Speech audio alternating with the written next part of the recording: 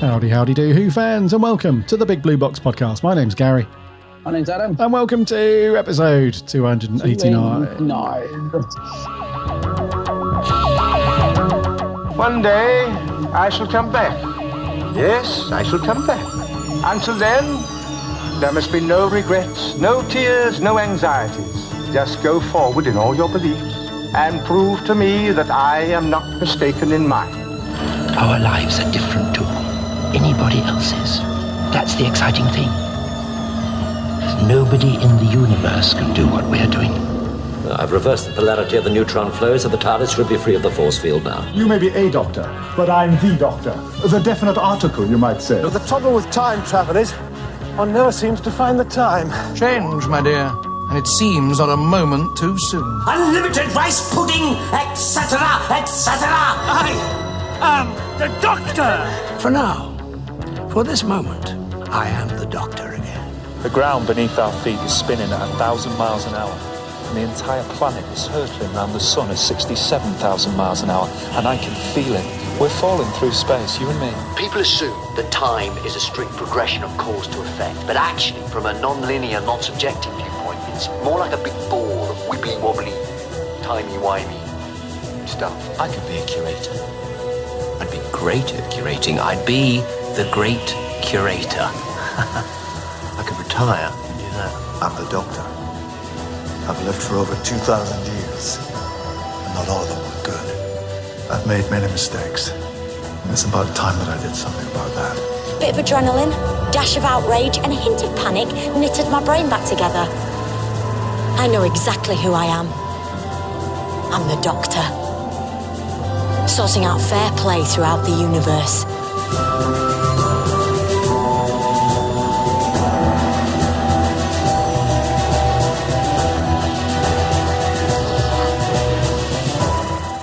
Howdy do. Who fans, welcome back for another week. This is episode 289. I hope you've all had a good week. Hope you've all had a cracking week. And that you've all managed to do something. Doctor Who related. Indeedy. Another week, dude, into 2020. Yep. Got to say happy birthday to somebody this week, or today. We're recording on Thursday the 29th. It's William Russell's birthday. He's 96. Chesterton. 92. 96. Sorry, 96. Yeah, bloody hell. 96. Wow. Happy birthday, William. Old Wilbo. Happy birthday, mate. He's a lovely fella, he is. Have I met him once or twice? I've definitely met him once. I was trying to think if I'd met him twice. I think I've met him twice. Yes, I have, yeah. And, really, really sort of gentle, quiet man. Really, really nice guy to meet, William. And still very active within the sort of Doctor Who fandom. Still does conventions. He was been at quite a few Phantoms. He'd done LFCC, was it? Well, that last year. Lost track of the time now, but he was definitely at LFCC. Yeah, he's done that. Yep. Yeah. No, he's a very, very nice man, William Russell. Yeah, he's done a few. Yeah, he's I think he went on tour with his son. Yes. He went on tour somewhere. He's an actor as well, isn't he? Yeah, they went off and did a thing. That was when he was like 94 or something like that. Yeah. So he's still got it. He's still rocking and rolling. He's got more energy than me, which doesn't say a lot, but I'd love to have a bit. I'd love to think I was still rocking and rolling like that in 96. Yeah. But I'm just be sat in front of the TV. So lazy. I know, I look at people like him and it's inspirational. That I think, God, I should be like that. Look at him go. But no, then I just sit there and open a bag of crisps and think, what's on TV? There are times where it's, you just sat there watching Doctor Who and then you need to change the disc or change channel, whatever, and the remote's just a few centimetres away. But you can't be bothered to get up and you just, I'll just sit here for a minute more and then I'll do it in a minute. William Russell's probably gone for a 10K run. Yeah. He's had a screen reading session and I know what you mean, mate. I'm just very aware of it at the minute because obviously still being in lockdown. I'm so aware of how much time I spend in the house and not actually doing anything. Do you know what I mean? So it's very easy to just sit in front of the TV and I start looking through all my DVDs and thinking, right, which ones of these, have I bought and not watched yet, or what book haven't I read? So it's keeping active. So yeah, he is an inspiration. He is, mate. Yeah. And I was going to just 96. It's just crazy. I can't believe it. But yeah. So yeah, I hope you guys have had a good week. I hope you guys listened to last week where we went through Sarah Jane Adventures and we reviewed Death of the Doctor. It was all very good. Yes, very positive response to that. Yes, yeah. So thank you guys for listening to that one. Coming up in today's show, we have not as much. We had a bit of a jam-packed show last week, plenty of news and merch kicking around. But this week we've got just one bit of news, one bit of merch, and then we're on to our review of some classic Doctor Who, some Troughton, some Jamie. Packer. We've got black and white action, we've got animated action, we've got Packer action, and we've got lazy eye action. It's all coming up later on in the show. Before we get on to all of that stuff though, dude, how have you been this week? You've been keeping well? Yes, not too bad at all, actually. I was just going to say, talking of birthdays, it was also the Moff's birthday yesterday. Oh, it was, yes. So happy belated birthday, Stephen Moffat. To the Moff bag. The Moff bag. Somebody posted a brilliant thing on Twitter. It was just two pictures of the Moff, and one of them, he'd got Peter Capaldi just collapsed behind him on the sofa. I don't know what that was from. And then the second picture was just the Moff with Matt Smith collapsed on the floor, which was from a award ceremony where I think Matt got smashed. But it's just so funny just to see the Moff with both of them like some sort of father figure taking them, right, come on, Matt. Well done. We've won the awards. Let's go, mate. You've had a few drinks. And, I've got a certain, admiration and love for the Moff. I think that more and more as time's gone on, I just think he's such a dude. So happy belated birthday, Stephen Moffat. As for myself, I've been all right. I mean, I haven't managed to do much Doctor Who related stuff because obviously the Invasion, being a massive whopper of an 8-parter, has not left a lot of time to do much else. But I have watched the new Dalek animation, which I'm going to talk to. I know is coming up later in the show, so I'm not going to talk about it now.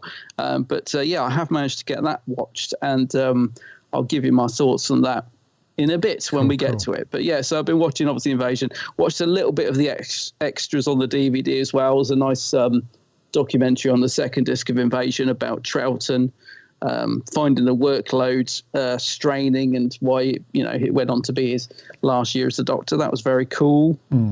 I always like to sort of dip into the extras. Being the 2 discs out, I thought there'd be loads on the Invasion, but of course most of it's just the 8 episodes. So there is a couple of nice little features on there which I watch, which are good. Old Fraser Hines is quite heavily involved in those, which is always good. He's another dude, isn't he? I love Fraser. He is a dude. It's another. It's just another absolute legend. But apart from that, my friend, I've not been doing much. I'm 2 chapters away from finishing. What is it? The Dead, the Fall, the Night. I always get the title wrong. The Time Lord Victorious thing. That is I've really enjoyed that. Yeah. It's such a thin book. I mean, most people would probably read it in a day, in a couple of hours. I'm just reading a couple of chapters a night, basically, and I've really enjoyed that. I'm so near the end, and there was a really nice surprise. So it's got I'm not going to say what it is, but it's got some little interludes. So you'll have 3 or 4 chapters and then a little interlude and then another few chapters and then another little interlude. And the first interlude was just such a really nice thing. I was just like, Stephen Cole, the author, has really pulled a little gem out of the bag there. I love it. Oh, nice. I won't say what it is because I was totally not expecting it because obviously it's a 10th Doctor story and, you're getting wrapped up in that. And then suddenly this other little thing is thrown in and, I don't know. I think you're just about to start it, or you've got the book, haven't you? But you haven't started it yet, I don't think, have you? Correctamundo to be started. Yeah. I do think you'll enjoy it. It's really, really nice. I mean, I haven't got to the end yet, unless the last 2 chapters are disastrous and I get to the end and think, wow, well, what a rubbish ending, and throw it across the room. But no, it's been really good so far. So, I've been reading that as well. Nice, man. But not much else this end. What about your end? Not too much from me, buddy. I did watch it. I was in the mood for some more Black and White Who, because I'd finished watching The Invasion by Tuesday night. And I was in the mood for some more Black and White Who. So I just did the whole wave the finger around, stop where it was, and it landed on the 10th planet, which was handy. Oh, wow. So some so it was really cool sometimes you're just in the mood for, I'm not going to use the phrase proper classic Who, insinuating that black and white Who is proper, because, a lot of the Pertwee stuff and Tom Baker, all that Davison stuff is all obviously proper classic Who. But there's just something about black and white Doctor Who. Every now and then it's just needed. And after watching The Invasion, it was like, going to watch some more black and white Who. So a bit of partner action. The 10th Planet. The only thing is, it's part 4 is just a bit. So sad, isn't it? That part of all the episodes to be missing. It's always, I find it weird as well. Same with Invasion. That why are those two missing? So obviously we know that they burnt them, destroyed the originals. But how did those? So when they found like the other copies of it, wherever they found them, why are those bits missing? It's odd, isn't it? You think it'd sort of keep all the episodes together. It is frustrating. But I know what you mean about wanting to watch some more Who. Even after the 8 parts of Invasion, I was the same. I was thinking, I really feel like watching some. I felt like watching some Hartnell. I always gravitate towards Hartnell with black and white.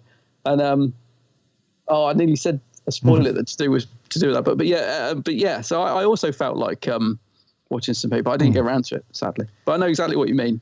Yeah. Puts you in that classic mode, doesn't it? It's something very cozy about black and white Doctor Who. Very much so. Yeah. And then also, stroke of luck, dude. I managed to bag the the Daleks. This yes, I do. Slams fist on cat. Yeah. Yeah, this bookazine that they're labeling it as. Dude, it's bloody lovely, mate. I don't normally go for the Doctor Who mag stuff or the specials anymore so much. But this one, man, it's really, really good. It's got before it gets onto all of the. So anyone that doesn't know this, I'm going to call it like a magazine or. I can see what they're trying. It's a bit difficult to categorize it because it's not a book, it's not a magazine, it's not a graphic novel. It's I guess bookazine is the right thing, but it's the first 20 pages are all like history around, like the creation of the Daleks themselves, and then moving on to like interviews with people like really old, like Ron Turner and some of the old people that were involved in the beginning. So it's really interesting, the first couple of chapters. And then the actual comics themselves they just look like they were done yesterday. Like the restoration on them. Like I was thinking, right, so comic strips from back in the 60s, like the colour reproduction is going to be really difficult, and because back then, like the lines were very blurred, and it just wasn't, you didn't have very good print techniques back then for comic strips. But I'll tell you what, mate, it all looks like it looks like somebody's thought, right, I'm going to do a brand new comic about the Daleks, but I'm going to do it in an old retro style, but it still has that kind of modern, clean did they, feel to it. I think didn't they manage to scan the original? I saw something. I think they managed to find a really good source, clearly, from what you're saying as well. Most of it. They might have even found the original source, because I do remember seeing something from Panini or Doctor Who Mag on Twitter about it. They were saying, when they were talking about this. I'm desperate to get my hands on one. I've searched everywhere, and I know I'm not alone in this. It's one of those things as well. It's a bit like the B&M sets, where some people have gone into their local stores and they've had loads of them, and then certain parts of the country seem to be barren and can't get their hands on them. And I'm unfortunately in the barren state, because it's sold out really, really quickly online. Yeah. They are going to add some more, I think, hopefully this Saturday, because Peter Ware, who's involved with Doctor Who Magazine, he's been keeping everyone updated on Twitter, because I think they must have hugely underestimated the demand. Hopefully I'll bag one this weekend, because it does look glorious. I keep checking. I've been to all my local supermarkets, and Sainsbury's are normally the ones that tend to get Doctor Who Mag, although they seem to have stopped now. There used to be one near where I worked, and there still is, but obviously I'm not working at the minute. But the Sainsbury's near where I worked used to have the specials, and then even they seem to stop getting them. I think possibly because they got stuck with, because I was still seeing like the 12th Doctor one on the shelf, and I was thinking, they obviously haven't sold that one, and they probably thought, no, we're not going to stock the new one. But it looks really good. Hopefully I'll get it. Have you seen how much they're going for on eBay? ridiculous money. I've seen them for 50. 50 quid? Yeah, 50 squids. It's ridiculous. I mean, what the hell? Why is Doctor Who... I can't help but get annoyed. Like, it's happening so much with Doctor Who merch at the minute that people are just scavenging them up and selling them, and the people who actually want them, like genuine fans, just can't blooming get them. But anyway, yeah, see what happens. It does look very, very nice, I must admit. Yes, yeah, I got the last. If there was any more, mate, I would have bagged you one and sent you one. But it wasn't even next to the Doctor Who magazine that's out this month. Oh, really? Yeah, because normally you'll find it like behind it, won't you, or next to it on the shelf. Yeah. This was like down the other end, where all like the other magazines were. Not even in because they normally put it in with all the like TV, science fiction, video gaming kind of area. Yeah. But this was right down the other end. I don't know. So yeah, they had one left, dude. Just one lonely copy on the shelf. One lonely copy waiting for you. Yeah, I couldn't believe it at first. I was like, what the bloody hell's that doing down this end? So I bagged it, as you know. So I would have got you one, mate. But yeah, hopefully you'll get one then when they've got some more I was stock. going to say, I know Peter Ware says they're going to check the Panini store this Saturday. And the same for anyone else who's out there who hasn't got one. They're going to put another batch up for sale. So I should be cool. I'll be on it. I'll be on it like lightning. Don't worry. I should definitely get one. Yeah, nice. What was I going to say to you? Oh yeah, just talking of merch. I don't know why you just talking about that has reminded me. Did you see our old mate Lee Binding put on his Instagram that he's just submitted 2 more covers for future Blu-ray sets? So it looks like that. You know, we said the other day that cogs are turning. A few things are being filmed. Is it Chris Chapman who does the documentaries? Is that his name, Chris Chapman? I think it's Chris Chapman. He's been tweeting saying, you know, oh look, we're at BBC Centre, and blurring out what he's filming. So they're doing stuff. So it looks like new sets on the way. I can't wait. You know, that's something to look forward to in the new year, isn't it? Hopefully we'll get one around January, February time to kick off the new year. That'd be good. Mm-hmm. Yeah. But it's nice to know. Yeah, man. I think next year is going to be pretty sweet for Who, because we must be getting, even if Series 13 doesn't land next year as planned, I still think we're going to get at least 2 of those Blu-ray box sets, because they must have had 2 more lined up for this year, right, before everything kicked off early on in the year. I would have thought so. I mean, Lee says it keeps changing all the time. They keep changing their mind on which one to release. Like, he says he's just doing the covers anyway, so that when they ask him for one, he's already got a head start. So, but he said he's submitted 2 new covers. So who knows? But it looks like. I mean, if they're filming documentaries, clearly they've decided what the next couple are going to be. Yeah, just to commission those documentaries. So. Mm-hmm. Yeah. Matthew Sweet's also been teasing, isn't he? He's put up a few things saying, who knows who I'm going to be interviewing today? And there's a picture of like the TARDIS backdrop. So he's obviously doing his interviews. And it's just nice to know it's all happening in between all the madness of lockdown. They're finding a way to do stuff. So it is exciting. It's all good. Yeah. So I think next year could be good, dude. Could be. Yeah, I reckon. Who knows? Yes. But I haven't done anything else, buddy. I've just read a bit of this Daleks bookazine. I'm going to continue reading that. And then I'm on to that book that I said I was going to read 3 episodes ago. So I'll be on to that. Just while I think of it, you know I'm not a digital person, but God forbid I shouldn't manage to get my hands on that magazine. Have they done a digital They did, version? They must have done. Yeah, you can get it from pocketmags.com. Pocketmags.com, okay. Yeah, I think it's £1 less than the physical, yeah. Well, I never give in and do that, but I might consider it should I not manage to get one. Yeah, definitely, man. Digital. Yeah. I was saying this when we were watching, was it Dark Materials? And Dark Materials and also Mandalorian. We were watching those this week, and for some reason the TV kept cracking up every time there was a sort of anything bright or a shooting scene or something where it couldn't handle the information. And I was saying, see, that's the problem with digital. You wouldn't get that if it was a disc. It'd just be playing, and because it was driving us mad, because it literally was like be playing absolutely fine, and it did it with both programs as well because they're HD, you see. And yeah, it'd get to like a certain point where like some action or something was happening, and obviously the picture frames were overloaded, the digital, it couldn't catch up, and it was going, and I was like, see, that's why I like physical products. And I was really arguing my case, and just, yeah, my other half was just rolling the eyes, just going, oh God, here we go. I am not a fan of digital. Yeah, I think we know that by now, mate. Yeah. Dear. I like physical things. Anyway, right, on with the show. That's what we've been up to for the past week. Before we crack on with our news and merch and our review, remember to subscribe to our show on whatever podcast app you get your podcasts on. Just do a search for the Big Blue Box podcast. You'll find us on there. And we'd love to have you as a sub. That way you won't miss a show when it lands. It goes straight into your earboxes every single Friday. And if you want to listen in the browser, just head over to the website, bigblueboxpodcast.co.uk. You can listen to all of our shows on the website. And also on the website, you can check out all of the cool articles and reviews from our awesome writing team. So over the last few days, we've had a couple of the short trips reviews. We've had The Meaning of Red, which is the Davison story. We've had Her Own Bootstraps, which is one of the Eccleston Ninth Doctor short trips, Big Finish, which looks pretty good.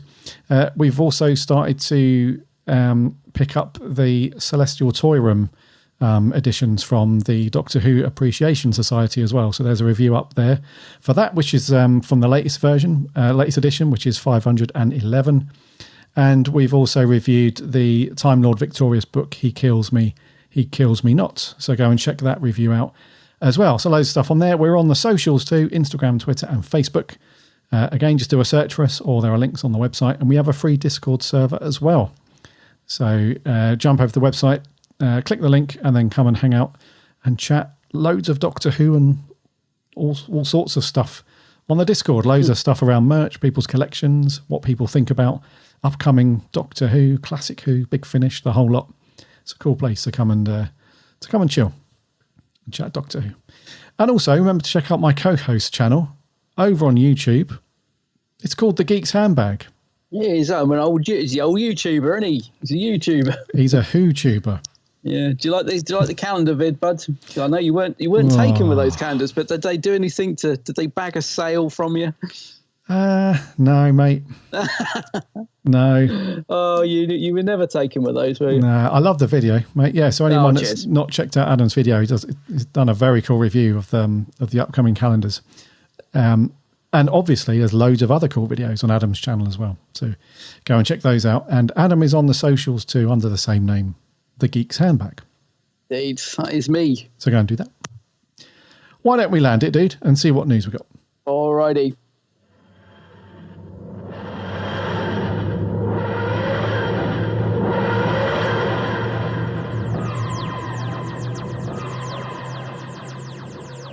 You mentioned this earlier, and yes, episode 1 of the animated web series, The Daleks, has finally landed.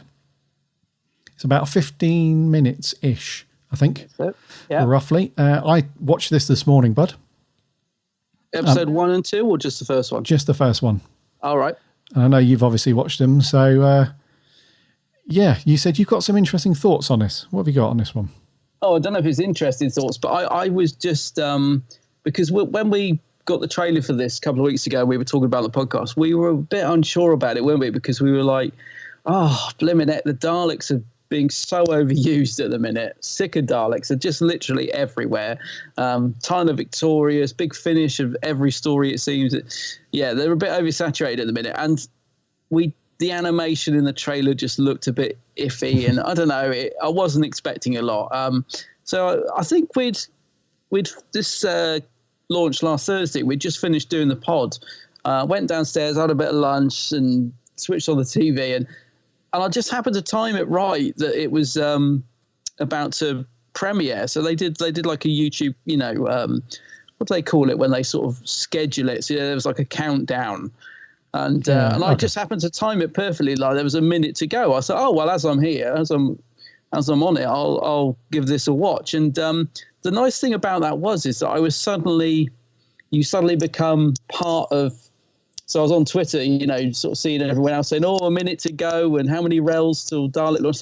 So you suddenly become part of a watch-along. And I didn't realise I didn't sort of plan to do it like that, if you see what I mean. It was like a nice little moment of, I've suddenly joined a group of Doctor Who fans about to watch this new Dalek thing. Let's see what this is like then. And it's about 15 minutes long. And I was really pleasantly surprised by it, actually. So it starts off in like, here they are, Daleks in space war. And then the big old, what is he, the Emperor Dalek with a big old football gold head. dome head. Yeah, it doesn't like that. He comes in. And I was just finding myself getting really into it. I mean, the animation is weird because in some shots it's beautiful, actually. Some shots it looks really, really nice and quite simplistic, but it just looks beautiful. And then other shots, there was like explosions and battle and it looks almost half finished. It's like, that's a shame because that doesn't look very good at all. But to be honest, it's a bit like with anything to do with Doctor Who. Once you just stop sort of worrying about stuff like that, like a bit like the classic series, when you stop worrying about how the sets look and how the animation looks and you just actually follow the story. I really enjoyed it.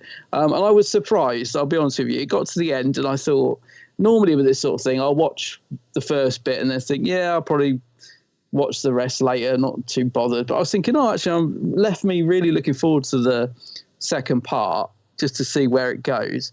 And I went on Twitter to see what the reaction was, to see if people were slagging it, slaying it to the ground because of the animation and stuff. And most of the stuff I saw was really positive. And I think a lot of people like me were like, actually, that was quite good. And, very sort of simple sort of story to begin with. Anyway, just to sort of round this up, I watched the second part literally before we recorded this morning. And because I think if you subscribe to the newsletter, you get like a link to watch the second part. That's right. Slightly earlier, but it will have aired by the time the podcast goes out. The second part is even better, in my opinion. The animation certainly seems, it's the same, but it seems a bit more adventurous. I really thought the animation looked nice in the second part. Still quite basic. I think maybe I'm just getting used to the style of it, maybe. But it was a cool little 15-minute story. It's... I really like, I'm not going to say what happens in it, but I really liked what happened in it. I thought this is actually really dragging me in. And I'm just quite surprised. I didn't really expect, because it was Daleks and, a bit boring. I just wasn't expecting to be too bothered about this, but I've really enjoyed the first two parts. I hope the rest of it is as good. It's just a good, fun little 15-minute watch, I think.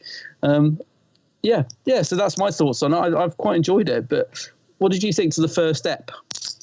Yeah, so, dude, I was like you. I was quite surprised by this. I think going into it, I was like, "Oh bloody hell!" With everything's just and there's me picking up the bloody Daleks bookazine, moaning about everything. Daleks everywhere. Yeah, Terry Nation's up there rubbing his hands together. Exactly. Yeah. So I thought, okay, we'll give it a go anyway.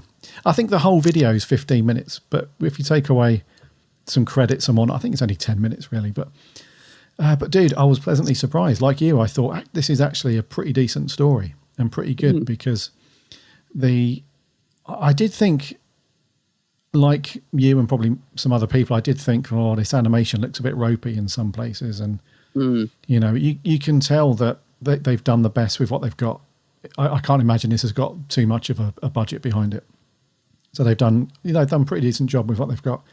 But it's more about the story and that really cool kind of tune in next week to find out what happens. It's got like a nice cliffhanger, especially episode 1. I don't really want to land any spoilers on anyone's laps, but if you've not seen it, go and check it out. Just do a search on YouTube. But it's got a really cool... I'm not even sure what time period this is set in. I'm not sure, actually. Yeah, because it's obviously part of the Time Lord Victoria's stuff, but I'm not sure exactly when it's set. But all we do know is, and there's a bit of blurb around this one, it just says the Daleks invade the archive of Islos, seeking knowledge of the dark times. But will the Archivians surrender, or is there more in the archive than the Dalek Emperor is expecting? So yeah, it's all very like, what are they after? So yeah, like the setup is really good. Like you said, it's Daleks in space, like war is, they're sort of they're shooting the crap out of this planet and stuff, and they've destroyed a load of buildings and people that are on the planet and whatnot. And you've got these strange kind of library type of robots, I guess, these Archivians, and their faces almost look like the androids from that Baker story, or that Pertwee story. I can't remember. It's I'm not sure which one you mean. They reminded me of Logan's Run, the robots. Logan's, yeah, possibly, yeah. So they've got like a kind of classic Who sort of design about them, which is really nice. And it's a really cool setup. I'm not going to say what the cliffhanger is if you haven't seen it, but it's just like a pleasant little thing to watch, and I'm really looking forward to episode 2. So I think you'll like episode 2. I think that's the thing. Maybe because my expectations were low. Maybe I was just because there's nothing amazing about the first part, but it was enough to get me hooked in. And the second part I watched this morning, I felt like, okay, this has got more to it than I was sort of expecting, because the Daleks, in a sense, they've given them slight characters, which I think is why it's more interesting than I thought. So especially in episode 2. So obviously the Emperor Dalek, he's pretty self-explanatory. He's just giving all the orders, and he's the big guy, he's the big cheese. But then you've got these other Daleks that are sort of working for him, and I can't remember which one it is that's in the second part. It might be scientist or something, I'm not sure. But there's one that's got like sort of beat up body armor. That's like the strategist. Strategist, yeah, he's pretty cool. Yeah. So I think when you watch the second one, you'll really like him in it, because he, again, it's to do with his character. So I can't really say much about giving anything away, but because of that sort of characterization, because you can only give a Dalek so much character without making it sort of cliche or turning it into sort of more than it should be. But they've managed to give them just enough to distinguish between each Dalek, and it definitely adds something more to it. I'm looking forward to seeing what you think of the second episode.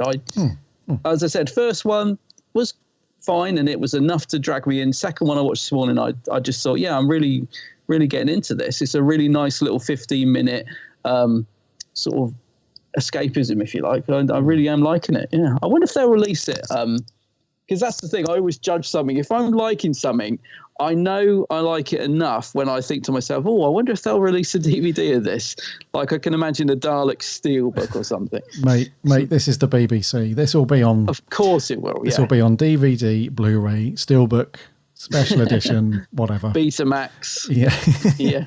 Yeah, the whole thing. But yeah. No, it is a good start, I must admit. It is better than what I was expecting it to be. And I think it's because it's got a proper story behind it. And like you said, we've got some characterization behind the Daleks, and it's got a fairly decent cast, other than Nick Briggs, of course, being the voice of the Daleks. We've also got a guy called Joe Shug, who is a YouTuber, apparently was on very popular YouTuber, apparently, because he was on Strictly last year.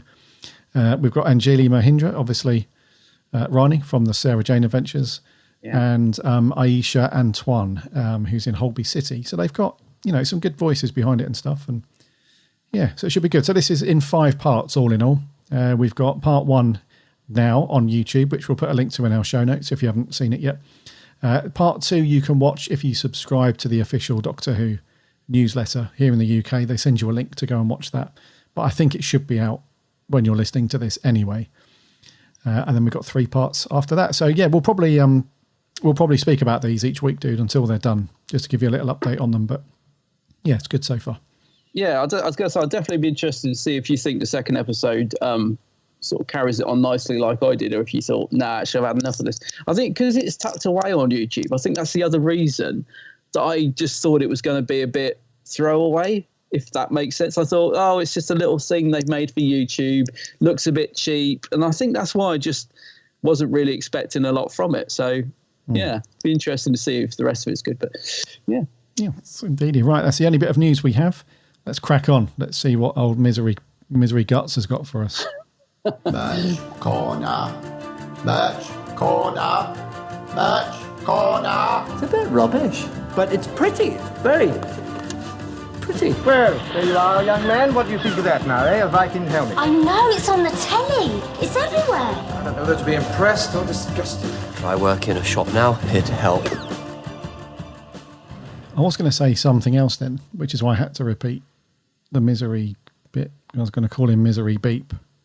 Oh, yeah, well, don't do that. Can't do that. No. Not on a family podcast.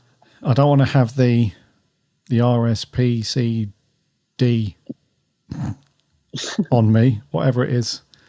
There must be a protection group about violence towards Daleks somewhere.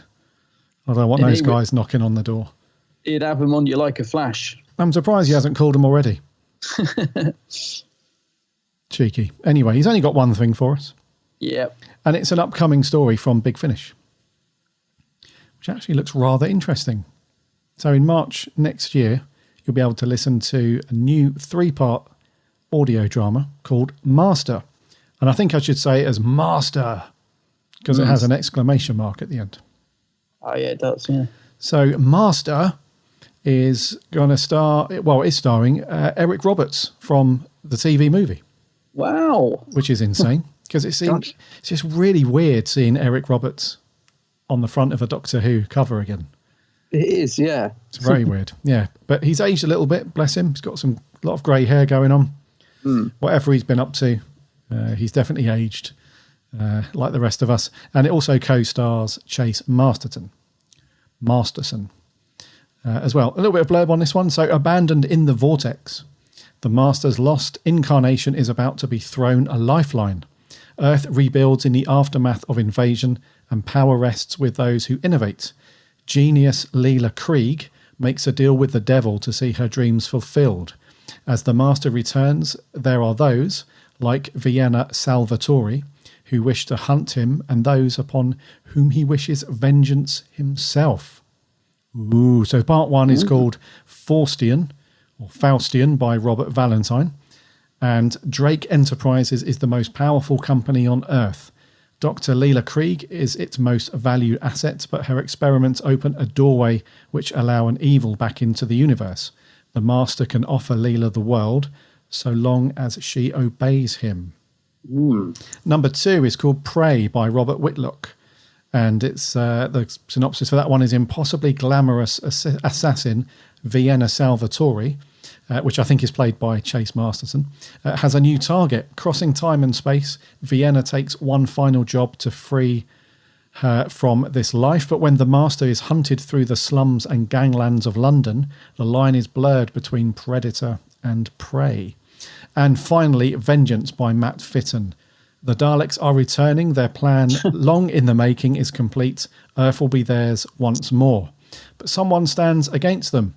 Someone with his own reasons for revenge. And Vienna and Leela are caught in the crossfire because Earth's greatest hope against the Daleks lies with the Master. Oh, yeah. Oh. The Daleks are back, dude. Yeah. Surprise, surprise. Don't you say anything. Don't you say a word. He's desperate to get on a Big Finish cover. He is. So what do you reckon, dude? A bit of Eric Roberts action, mate, for the old Master? Yeah, I think this is pretty good. Well, it sounds pretty good. I mean, when's it out? March next year. Yeah, I like the fact he's still involved with Who, because me and you, both fans of the TV movie, and his Master is obviously only in that one story. And I think it's good that we can explore a bit more of his Master so that he's not just like, just that one-off appearance. So I'm quite into this. I'll probably get it, I think. I'm quite intrigued by it. I like the fact that they've put a new picture on there as well. So like you said, he looks a bit older. They haven't tried to sort of, use the same sort of Master promo picture or whatever. So, yeah, there's enough there to get my interest. I think this is definitely going to be worth a listen. I think so, yeah. And hopefully, I know that the TV movie is not up on people's lists, or high up on people's lists, should I say, of fave Doctor Who. You and I are big fans of it. Yeah, I really like the movie, yeah. Yeah, so I think if this is a stepping stone into bringing Eric Roberts into more Doctor Who, then I think this will be cool.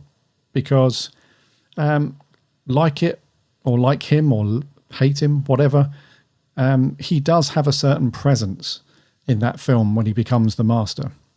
Yes, it's a bit corny. Yes, it's a bit Americanized in some shape or form, but he does have a certain presence. And, as the track record for Big Finish goes, we often find that things that weren't sort of hitting the mark or overly popular on screen oftentimes do really well. Big Finish have a great knack of bringing out sort of the best in people's characters and how they put those characters forward into an audio drama. So this could be pretty cool, but I think it's got a lot of people's interest. And they also put out Big Finish put out a small 15-20 second little clip of Eric Roberts doing a little video doing his master voice and stuff, which is all very creepy and all good. So yeah, I'm up for this one, mate. So yeah, March next year, it will cost you $16.99 if you want to order it digitally. Sorry, bud, for you purists with the physical edition, you're going to have to pay a bit more. You're going to have to pay 20 quid. That's not too bad. Yeah, it'd be good. It'd be good if they did some with him and McGann. I'd like to see, because they've used Eric Roberts did a tiny little bit in one of the others, didn't they, where he appeared with all the masters. Can't remember which one that was. But yeah, it'd be good to have a proper Eighth Doctor and Master story on Big Finish. That'd be good. I know they can't get the rights to Daphne's character. What was she called? Grace. Oh yeah. Grace. Yeah. And what was? What was his name? Come on. I can't think. But yeah, they can't get the rights to those characters, so they can't sort of do that TARDIS team. But it's nice to have something else that relates to the movie, I think. Is it Chen? No. What was his name? I don't know, because I can only think of his real name. Can't think of the character name. Oh, mate, this is unacceptable. But it will come as no surprise to any of our listeners. Yeah, Chang Li, played by Yu Ji So. Yeah. Yu Ji So. Yeah. Chang Li. Oh, dear. But yeah, that'd be cool, because we've not had Eric Roberts and McGann together for 20-odd years since the TV movie? Yeah. That'd be amazing. So there we go. Master, with an exclamation mark, is out next year in March. Right. He's obviously buggered off, so we're all good. Right, review time, bud. Yes. What we got? So, Packer. So second Doctor story this week, bit of Patrick Troughton. This one, Cybermen, The Invasion. Captain Turner calling unit control. Captain Turner calling unit control. Are you receiving me? Over. Unit control receiving you. Over. Chaos here. Only half the crew recovered so far. In the sewers of London, there are creatures from outer space waiting to attack us. How nice to see you again, Doctor. It's Colonel Lethbridge Stewart. Brigadier now. I've gone up in the world. Since the Yeti do, I've been in charge of an independent intelligence group that we call UNIT. That's United Nations Intelligence Task Force. My men were keeping a watch on the International Electromagnetic Headquarters when you two showed up. Well, what's so odd about people going into the building? Oh, nothing odd about them going in. Trouble is, some of them haven't come out. They're the world's biggest electronic manufacturers. You can hardly buy a piece of equipment that isn't theirs. Some old friends of ours are here, Zoe. The Cybermen. Yes, I'm afraid it's true, Zoe. Let's see how the Cybermen will react to fear. Coming at us from both directions.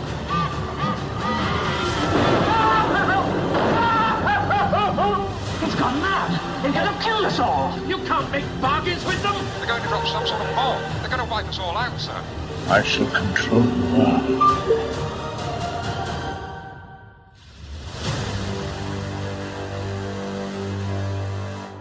Whoa. Wow. I love trailers like that. That is a great trailer. That's a good one, yeah. So The Invasion was first broadcast. Part 1 went out on the 2nd of November 1968, and it concluded on the 21st of December. So a nice Christmas present to see the finale back in 1968. It stars the usual team around that time. So Pat Troughton as the Doctor, with Fraser Hines as Jamie and Wendy Padbury as Zoe. Pretty substantial supporting cast in this one.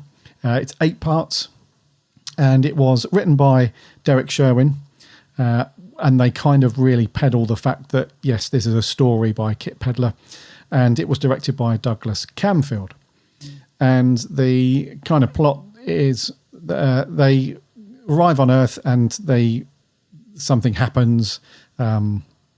They get fired out in space by the moon. They land on Earth, and they realise, let's go and see our old mate. But they realise he's not there, so they end up being quite comically kidnapped, quote unquote, by UNIT and taken to the brig. He's not Colonel anymore. Like he said, he's been promoted to brig, and he's in charge of UNIT, and they're investigating this electronics company, International Electromatics. The top dude there, the MD, Tobias Vaughan. It turns out he's working with the Cybermen to coordinate an invasion, hence the name of the story. And he's planning to transmit a hypnotic signal through all of the electronic company's products, leaving the Earth paralysed, which would allow the Cybermen to emerge from the sewers and take over from London and all other countries where they've landed, and so on. So, a bit of a monster story, this one, dude. Lots going on, plenty of parts. What do you reckon? Yeah, it is, isn't it? Is it, considering it's a fairly simple storyline, isn't it? And you'd think, gosh, can they really make that last over 8 parts? But they do it very well. I've really overlooked this story. When we put it on the schedule, I remember thinking, it's not it's not one I gravitate towards very often. And having watched it again, I don't know why I don't gravitate towards it, because I thought it was brilliant. I really, really thought it was a great piece of television. I mean, a lot of it. So it's a good story. Maybe just a tad longer, 8 parts, but I wasn't bored at all during any episode. I mean, to be fair, I didn't watch them all in one go. I watched them 3, then another 3 the next day, and then I watched 2 the following day. So I broke it up into nice little chunks, and I was thoroughly enjoying this all the way through. It's the direction, I think, is very important in this. Douglas Camfield is a great director. He really, really makes this feel like a classic piece of television. It's his direction is so precise, and he has a real style to his direction, which really shows in this story. Some lovely location work in it. But it's just, as I said, simple storyline. 8 parts would have been, I mean, it's a great 8-parter. I think if you'd have reduced it to 6, would have been absolutely superb. But it still stands up very well over 8 parts. I really enjoyed it. I'm just slightly surprised, really, that I haven't sort of appreciated this story more over the years. I think I've watched it probably twice before now, so this would have been my possible 3rd watch. But I know the last time I watched this, I just don't remember sort of getting into it. I reckon I probably thought, I haven't watched that one much, let me put it on. And then I reckon I didn't watch it properly. I probably had it on in the background and I was on my phone or something, because watching this again, I was just surprised how good it was. And I kept thinking, why do I not know this? Why have I not loved this story more over the years? This is brilliant. This is great atmosphere and really good performance from all the cast as well. A bit of an just personally a bit of an overlooked gem for myself. This has sort of massively gone up in my estimations. If I had one minor sort of thing that I suppose I would criticise, and it's not really a criticism, it's more of an observation, is that the Cybermen, as it's a Cyberman story, and it is a brilliant Cyberman story, they don't come into it till very late. So they make the first appearance at the cliffhanger to episode 4, is it? And then we don't see much of them until really the last episode, when we have an epic shootout with the Cybermen. So I kind of wish once the Cybermen did invade, we got to see a bit more of them. I'd like to have seen a bit more of the actual Cyberman invasion. But in a way, that also works as a positive, because when we do see them, it's such a awesome thing that it's almost like a treat. It's like, oh, here they are, finally, gosh, we're getting the proper shootout with these awesome Cybermen. So yeah, but I don't know, I wish they read it slightly more, because obviously being 8 parts, it is quite long. I'd like to see a little bit more of the Cybermen, a little bit more of that invasion. When we see those iconic shots of them on the streets of London outside St. Paul's and all that, that's amazing. I would just wish you could have seen just a little bit more, because they finally burst out of sewers. They're all over the London landmarks, and you think, here we go.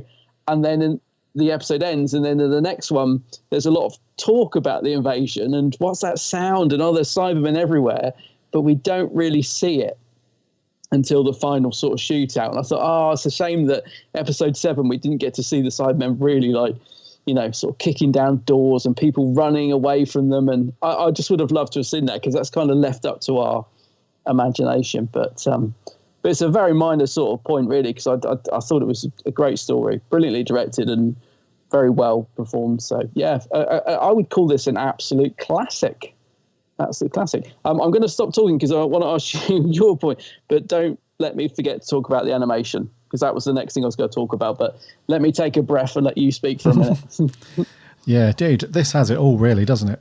It does, yeah. If you were to, and there's a few stories like this one where if you were to just sum up, like, what's great, just awesome, classic Doctor Who, this has got to be on the list, right? It's definitely, yeah. You know, it's one of those stories that has all the ingredients that you need for a great classic adventure. It's got the it's got the cast on awesome form, pretty much most of them on awesome form. The story itself plays out really nicely, even across 8 parts, which is a feat, which is a real challenge, because we know of some 4-parters that start to drag really hard in it can feel like 8-parters. Yeah, the dragons, especially episode 3. Whereas this one, I wouldn't say it thunders along. It doesn't, you know, I mean, it's not like what's the phrase to use? It's like with some stories that are just so well written, it feels like the story is a train. And as the viewer, you're like laying down the tracks really quickly in front of the train. And you've got like this really cool forward motion as you go through. It's not quite like that, but it certainly doesn't come across as boring in any way, shape or form. It's got a really nice sort of flow to it. I'm not talking about the action scenes, or there are a few of those, but even some of the scenes where it's just the Doctor talking with Unit and the brig, and you know, or they're inside the headquarters and they're talking to the main boss villain dude. You know, even those scenes where there's not much going on, it's still got a nice feel to it. It's got like, I think it's just been really well cast. Like, it's like we'll come on to the guy that played Vaughn. You know, he's got that very sort of classic cheesy Bond type of villain about him, but at the same time, he's got like bags of authority. Like, he doesn't take any nonsense, and he's a bit of an intriguing character. The Doctor kind of alludes, doesn't he? Like, he only blinked a certain amount of times in 1 minute. A human blinks on average. So the Doctor's onto him straight away, and you know something's not right.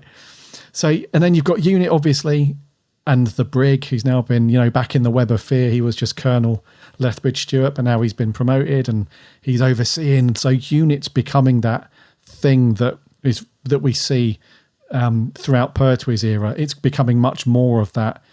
And this was kind of like this format was kind of like a testing ground, which they followed in a few stories moving into and throughout Pertwee's era, where you had all these other things going on, but whenever it was a Unit story, it was mostly set in like present day, I suppose. And it was meant to be about some kind of threat to the Earth, and the Doctor was working alongside Unit. So it was kind of a cool testing ground for that formula as well. But I'll be honest with you, mate, the only one, and this is going to sound really weird, the only one thing that kind of lets this down, and it's not really a dig, to be honest with you, because it's all pretty decent, it's the Cybermen themselves.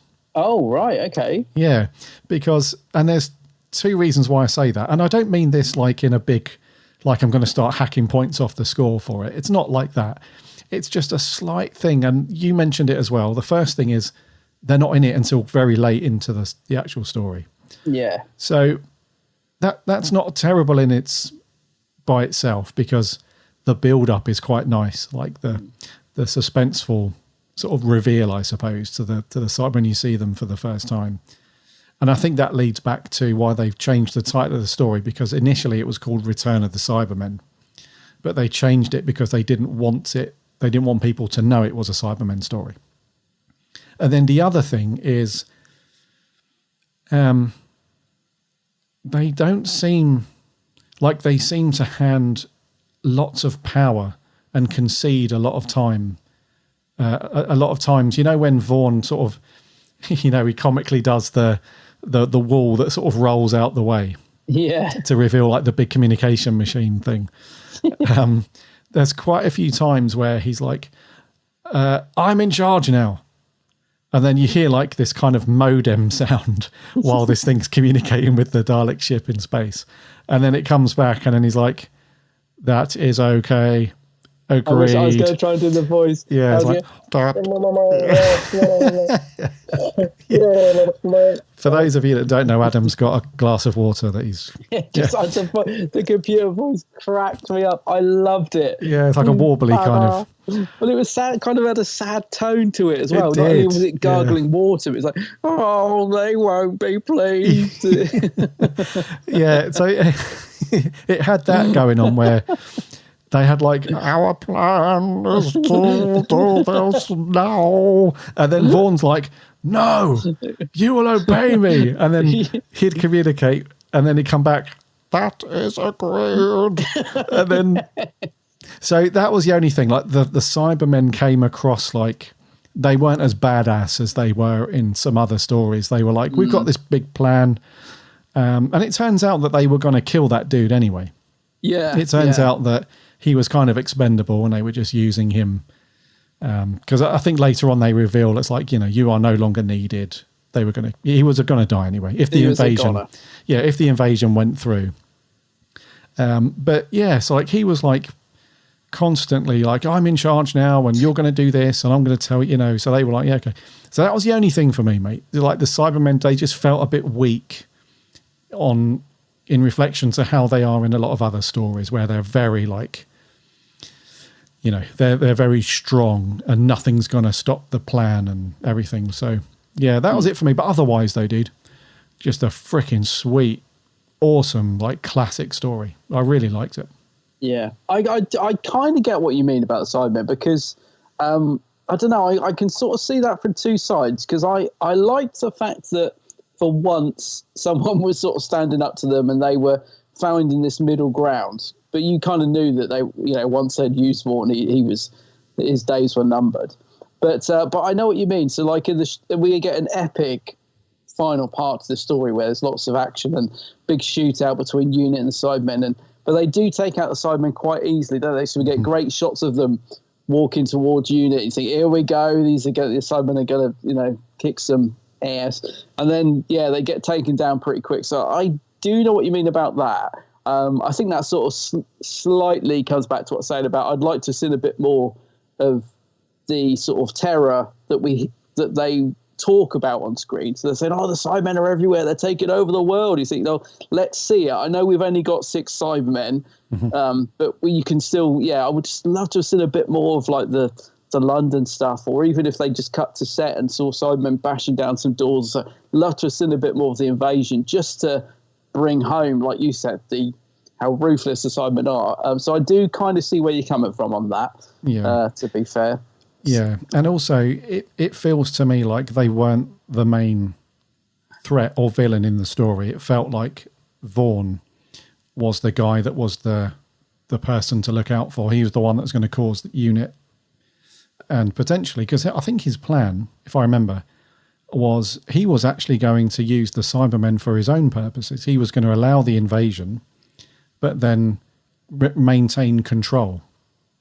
He was going. I think he thought that's what was going to happen. Yeah. And to be fair, he had a good crack at that. He did pretty well. I mean, I know he gets wasted. What is it at the end of episode 7, I think, or beginning of episode 8? I can't remember when because he kind of realised, and there's a cool scene where the Doctor's like yelling in his face. When he's communicating with the Daleks. Bloody hell, they're on my bloody mind. With the Cybermen and. Charlton's like, don't you see? You won't be able to control them. And then he's yelling in his face, and then he kind of got that moral dilemma going on, and then he concedes. The penny drops, doesn't it? Yeah. And then they kind of join forces, I suppose. But up to that point, it was Vaughn really that was the driving force behind all of he's the one that kidnaps the Doctor and Jamie, and then kidnapped Zoe and her mate, what was her name? The photographer. Sally, is it? Sally, yeah.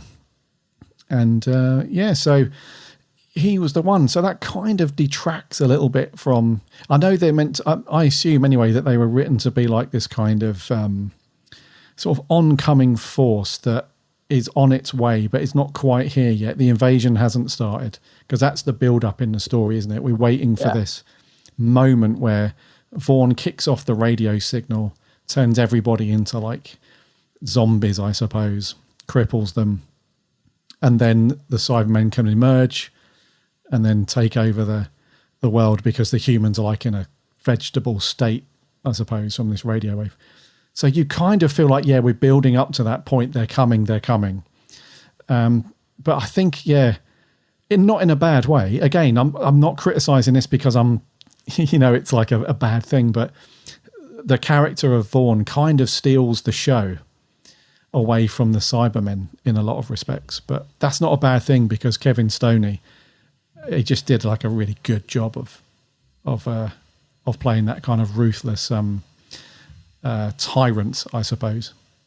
Yeah, he's definitely got the look, isn't he? He looks like a villain. Like you said, he does look a bit Bond villainy. But yeah, I know what you mean. I think that's the thing. Thankfully, he's very strong in the part, so it does. He does totally carry the episodes that he has to be in. And I would have liked to have seen. So when we get that great reveal of the Cybermen at the end of episode 4, I'd like to have seen a bit more of them. So I think, yeah, okay, we're halfway through the story. Let's bring in the Cybermen a little bit more. Because they do feel like they're not, I don't know, it's a great Cyberman story, but they're not in it a lot when you think about it over the 8 parts. So yeah, I know what you mean. They do take a little bit of a back seat. I mean, that computer gets more screen time. That thing gets more screen, but I do love that. It cracked me up when it got blown up. Yeah, I just would have just a fraction more of the Cybermen. I don't know, in a way it's good because it leaves me wanting more rather than thinking, oh, here they are, Cybermen. But I think it would have been nice if they'd been in it just a little bit more. I think I was also worried about the animation because I thought, 8 episodes, but 2 of them are animated. I think thankfully it's only 2 because, this is such a good story that I think it would have been a shame if more of it was missing. So thankfully only 2 episodes are missing. One of them is episode 1. And I remember when I put this on the other day, when I started it, I thought, oh, it's a shame it's the first episode's animation because I don't struggle with animation, but it doesn't grip me in a way of a normal episode. So I was thinking, all right, let's get episode 1 out of the way was my sort of thinking, and then get into the real action. But the animation is actually pretty good, I thought. I actually really liked it. It's totally different style to what we get now. But I don't know about you, but in a way I kind of preferred it. I actually found this very easy to watch. I wasn't sat there thinking, oh, animation's a bit clunky. Like, sometimes with even some of the newer ones, like Power of the Daleks, I remember thinking, like, when the Doctor's walking, it's really sort of, I don't know, basic. The animation seemed to flow really nicely. It's a totally different style, totally different production behind it. I assume the company who did it is totally different to whoever does it now. Sometimes they use a sort of almost photograph background, don't they? So you'll get animated characters with almost like a black and white photograph which has been drawn over. And I thought, that's interesting. That works really well. So they've obviously got an original photo and then they've animated over it. And I found the 2 animated episodes a lot better than I was expecting. I was kind of thinking those would be the ones where I kind of sit there and I'm listening to it, but I'm not really watching it because I've lost interest. But I actually found them very easy to watch. I was, again, pleasantly surprised by the animation in this. It's still a little bit basic, but it was good, I thought. What year was this released on DVD? I'm not sure where this is in the animation sort of timeline of things. Video was released in 93. Yeah, 2006. 2006. So it's quite old. But what do you think of the animation? Because I struggle with telesnaps. I really, really find it hard not to zone out with telesnaps. But I found the animation in this very good. Very watchable anyway. I had no problem with it at all. Yeah, no, I'm glad you said that, mate, because the animation's an interesting one for this, because if you look at some of the more recent ones that we've had, everything is drawn in a kind of flat style. If you know what I mean. It's not like... I do, yeah. Yeah, whereas this one, and I'm really glad you picked up on the backgrounds as well. So when the Beeb were sort of, I guess, shopping around for different companies or studios to do the animation, the company that did this was a company called Cosgrove Hall. Right. Some people might recognize that name. It's basically the company that did some really popular animated stuff back in the mid-80s to early 90s. So things like Wind in the Willows, the BFG animated film. Oh, didn't know that. Yeah, Danger Mouse, Count Duckula, like those really popular, really good British animated stuff. And I had no idea. Yeah, so in the BFG animated film, they kind of they were doing that stuff back then, back in like 88 or 89, whenever it was, where you had like this realistic background, and it looked like it had been painted over on top, or it'd been, it was done in a certain way. So I thought exactly the same thing when I saw, like, especially when they're in London and this other the electronics company, and even some of the scenes where, like, the first time I noticed it is at the beginning, where they get picked up by that guy in the truck, and they then stop somewhere in the countryside, and you see like a shot with like all the fields and the electricity pylons and everything like that. And I thought, crikey, that looks like really detailed for an animated, it didn't have to do that much detail. So it looks like it was kind of a photograph, but then they had either traced on top of it with like some basic colors and stuff and just made, but it certainly makes the actual animated figures, the people, stand out a lot more from the background. So it's a real nice surprise to have that. And in a way, I mean, this is obviously better than having the telesnaps and having to watch through stills and stuff like that. But in a way, dude, it's got a really nice feel to it. Like the animation itself, I don't think it's as fluid as some of the newer stuff, but it certainly has a nice vibe to it. It's got a really cool, even like the facial expressions and all that lot. So you can tell that even though they've been commissioned just to do 2 parts, they've put a lot of time and effort into it. It looks, I think it's a really good effort on the animation. I wasn't disappointed at all, like not at all. No. The likeness is good as well, isn't it? Because sometimes even with the new ones, like in Fury and that, Polly, they just don't seem to be able to capture her.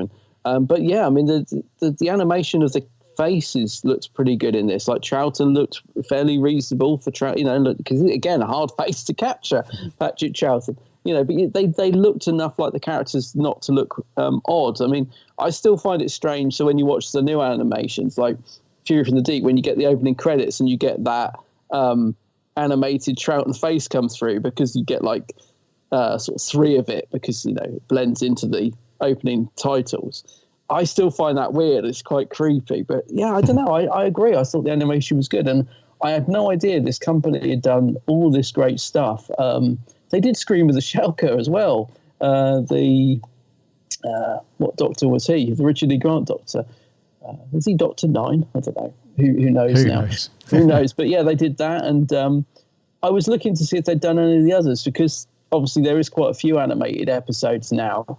And as far as I can see, the only other thing they did was the Infinite Quest. And that's a shame, because, yeah, I think this style is brilliant. I can't remember who did 10th Planet's got an animated one, hasn't it? So that must have been a different company. I think that's different, yeah. Which other ones have been animated? There's been a few. But I wonder why they didn't use them again. Maybe they couldn't afford them, or... Because it's definitely got, the Reign of Terror, that's animated, isn't it? Yes. Now, that I remember, I watched that fairly recently, and I remember that's very different style to this. Again, I seem to remember quite liking it, but yeah, interesting though. But I think that, that animated, what are they called? Cosgrove Hall. Yeah, it's Mark Cosgrove and somebody Hall, they 2 guys that formed an animation studio like back in the 70s or something. Very famous though, right? Really big British animated studio. Yeah. Yeah, no, they did a great job. Really, really good. Yeah, because this is such a good story. To have those 2 episodes missing is just such a shame. But because of the standard of the animation, it really is. I think it's the next best thing. I think I wouldn't have a problem watching it at all. And it's only two parts out of 8. Thankfully, too. You know, so it's not a biggie. I don't think it's a biggie at all. It certainly doesn't detract from your enjoyment of the story at all.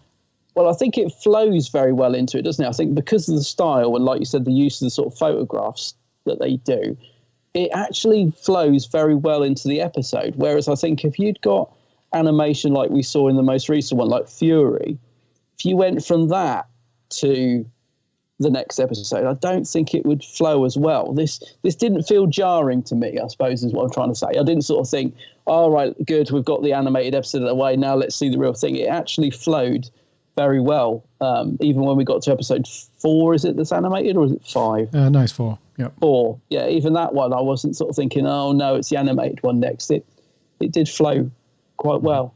No, it's good. Yeah. What did you think to the overall story then? So it's based on a story by Kit Pedler. It was written by Derek Sherwin and overseen by Terence Dix. I think this was the first time he was script editor, I think. Could be wrong, but I think this is the first story he was employed to do that.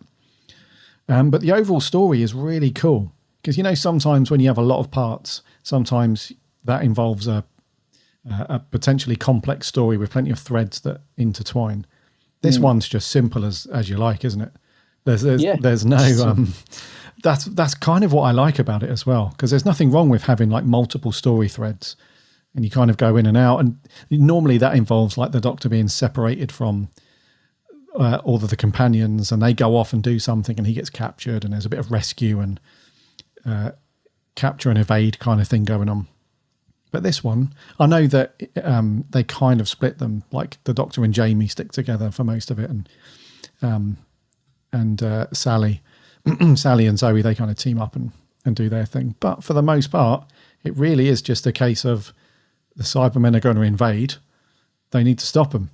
It's kind of got a nice simplistic feel about it. And because there isn't loads going on with the story, that then opens up more time to explore characters like Vaughn and Packer and some of the unit guys and stuff.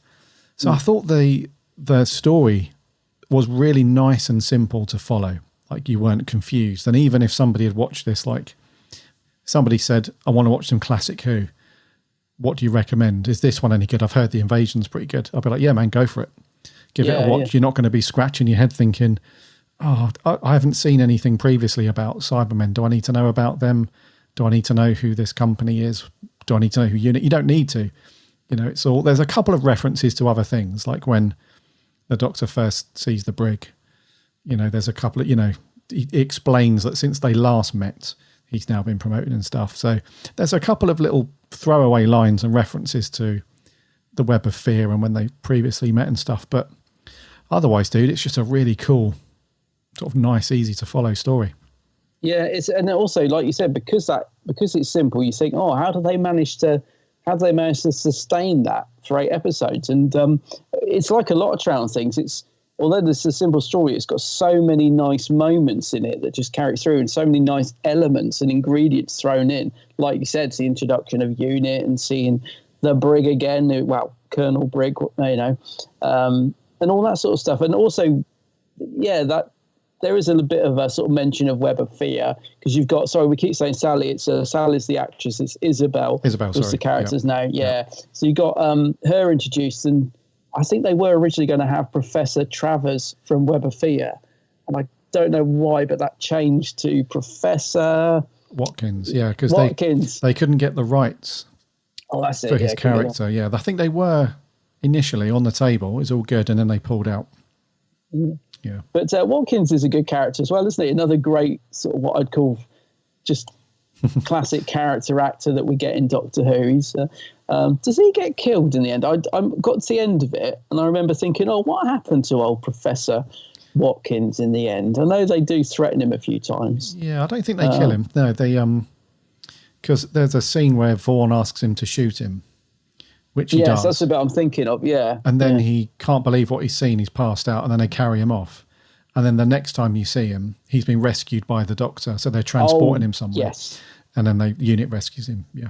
Yeah, but he's a nice character and a perfect sort of substitute for Travers, if you like. In a way, I quite like the fact we get to see somebody different who's connected to Travers and Isabel, to be honest. So yeah, there's lots of nice moments like that. There's the lovely stuff with the TARDIS landing and becoming invisible and all that sort of stuff that Troughton does so brilliantly.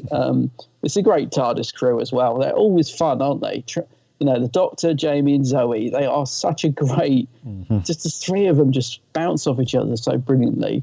And you get some nice horror moments as well. I mean, it has a sort of almost, the soundtrack to it's a bit like an episode of The Sweeney or something, isn't it? It's got this sort of, or an early James Bond. It's got that sort of spy thriller feel about it.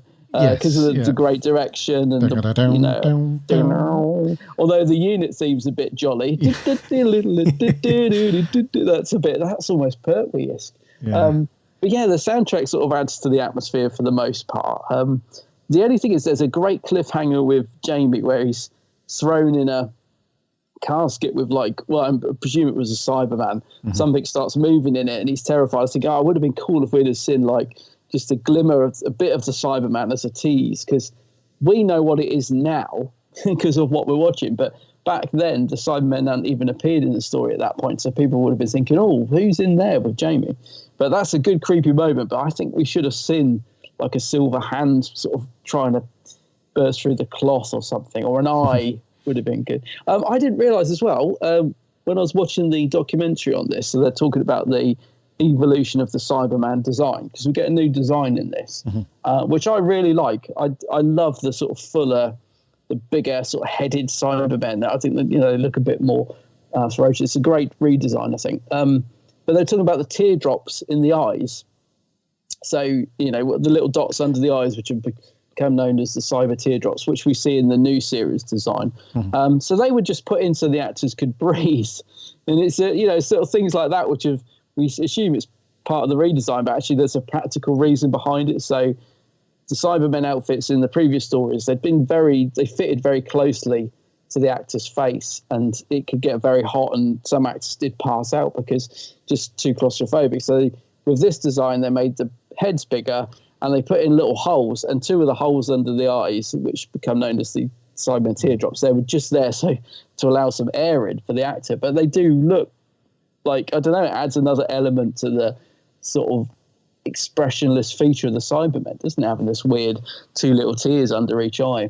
But I like the redesign. I think it's good to get the more sort of bigger cyber style head, if you like. I read you. No, it does. They do look pretty good, and no ping pong balls on the arms this time. No ping. Yeah. I did laugh though. There were two scenes. Oh, I know what you're going to say. There were two scenes. Well, there were two scenes throughout the whole thing that I thought, as usual, would have cracked up if Adam was here. Yeah. But the first one was in the sewers when the Cybermen are walking along. There's one extra in a Cyberman suit who's like earning his money. Yes.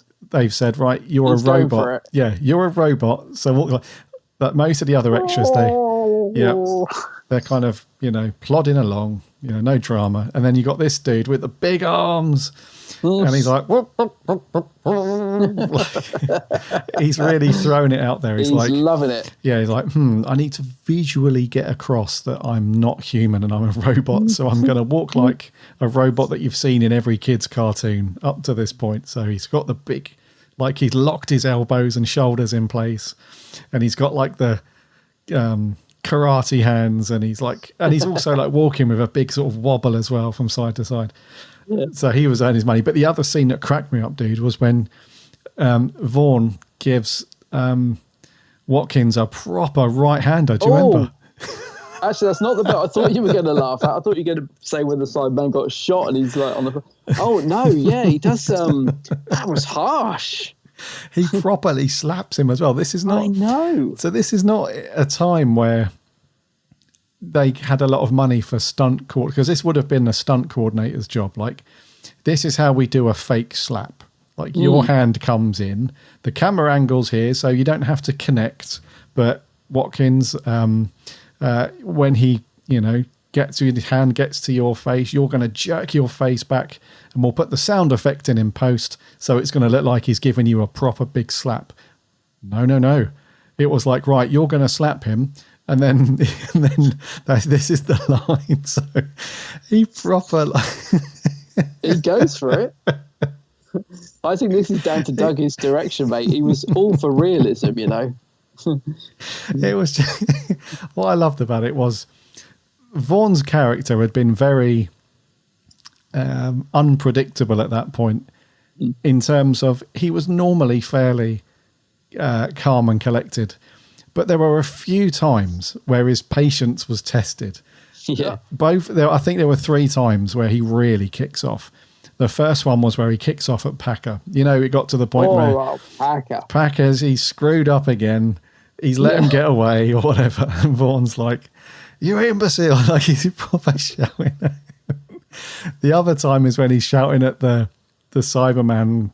I don't even know what it was. That contraption in his office, the big like communication. Yeah. He shouts at that one. And then this third one where he gives Watkins that proper like round the face, and he knocks him over. He hits him that hard. Yeah, his chops must have been raw after that, but he hits him so hard he falls over. And then he gets up and, oh man, I was in stitches, dude. No time for retakes. It's like, yeah, let's keep that in.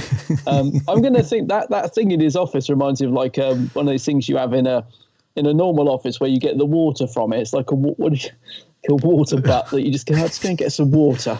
Well, I thought it was a Starbucks in there. I thought it was like a really modern sort of coffee machine.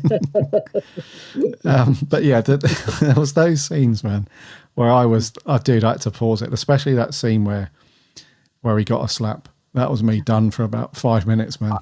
I thought you were going to say the bit where there's 2 bits where the Cyberman gets shot, and it's quite an unfortunate shot of like there's a bit too much Cyberman gusset. It's just like you get to see, it's like, I think we should have had that from another angle. It's just a bit too close up to the Cyberman's crotch. But it's just the way it's just rolling around. It goes on for a bit as well. You're like, But yeah, there's a couple of bits like that. Oh man, yeah. The thing is though, although some of those things were funny, they did actually provide plenty of progression for Vaughn's character, because by the end of it you can see that he kind of although he comes sort of full circle where he comes back and now he's a good guy at the end, and he's fighting the Cybermen with that machine that he's got that dude to build. Yeah. I don't know, it was like a sonic wave kind of thing, and it sort of paralyzes them. There was that scene a really good scene actually, where one of the Cybermen falls off the roof. I think it's in episode 6 or whatever. I think it was a dummy. I think it was just a dummy in a Cyberman suit. I think it's in the last episode, isn't it? Yeah, probably, yeah. But those little moments, though, where he just explodes on somebody and just goes mad, you can see that they're like the cracks, I suppose, that lead to him going that way towards the end. He's definitely a man on the edge. Yes, yeah. Yeah. I think just going back to being close to Knuckle, though, again, I think that's why I love Douglas Camper's direction. You can tell he's very much going for the more realistic side of things. It's not just a case of, right, let's point and shoot and, just get the story done. He does go for like the realism and the different crazy angles and stuff like that. But yeah, there's a bit of this in I think it's episode 2 or 3 where a guy is like shot sort of point blank range, isn't he? It's like, and I thought for 62, that's like that again. It's like something out of the Sweeney. It's not something you'd see in that much sort of realism in Doctor Who back then. We don't think anything now of seeing someone get shot on TV, but back then I thought, God, that's pretty close to the Knuckle for Doctor Who. I think there was a complaint from someone at, high up in BBC. He said, you need to. You're sort of letting the reins loose a bit on the violence or something. I think one of the BBC directors was a bit put off. But as I said, most people wouldn't think anything of that now. But I did sort of think for the time, gosh, they don't just fire one shot into him. They make, he gets a couple of slugs put in him, make sure he's dead. And I thought, yeah, that's quite shocking for the time. But again, I think, that's the realism that Dougie would go for in Doctor Who. Make it a bit more gritty. Gritty, yeah. That was the dude who gives them a lift at the beginning, right? They stop him. I think, yeah, that's it. Yeah, I think so. And he puts his hands up, and before you know it, they've shot him a couple of times. Yeah, shot it. Yeah. Yes. Now, what did you think to Unit in this story? Then I thought they were fairly decent, as in they got their hands dirty quite a bit. Coming from, I mean, you can see how much Unit has changed over the decades. I mean, the last Sarah Jane episode that we reviewed last week with quote unquote Unit in it. You can see just how much they've changed since the Brig's gone. It's not been the same since the Brig's gone. But I thought Unit and the Brig, they actually had a sizable part. I mean, the Brig's in it quite a lot. And then we had the scenes where they send a helicopter in to rescue them. Yeah. They go and rescue Professor Watkins. They liaise with the other countries to launch the missiles at the end to take out the I keep saying Dalek. What's going on? To take out the Cybermen ships and whatnot. And so they had a fairly decent part to play. And it was, as far as Unit stories go, it was a fairly decent one. Yeah, no, it is. I think Unit are great in this story. The Brig is, Nick Corton is just fantastic in it, as you'd expect. There is one bit, there's another bit that made me laugh, though, with John Levine. Is this John Levine's first story in Unit? It is. I know he's been in it as a Yeti. No, he was a Cyberman, wasn't he, previously? I don't know if he'd been a Yeti at this point, possibly.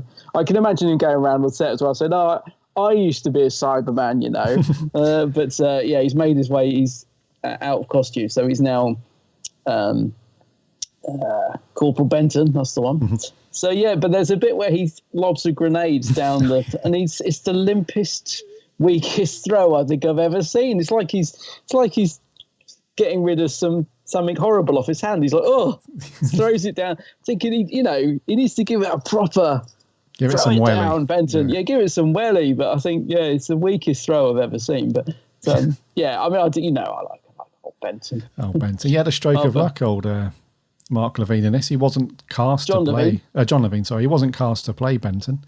So the actor that they had hired to play Benton had just not turned up, or he was too late, or something. A director. Dougie. It was just like, no way. You can't be having this. You're fired before you've even started. Let's have that dude. He gets on. He was, when he was in his Yeti costume, he was dancing around on set with Troughton, and they seemed to get on. So he was like, "Yeah, he'll do." Let's say he had a bit of luck there.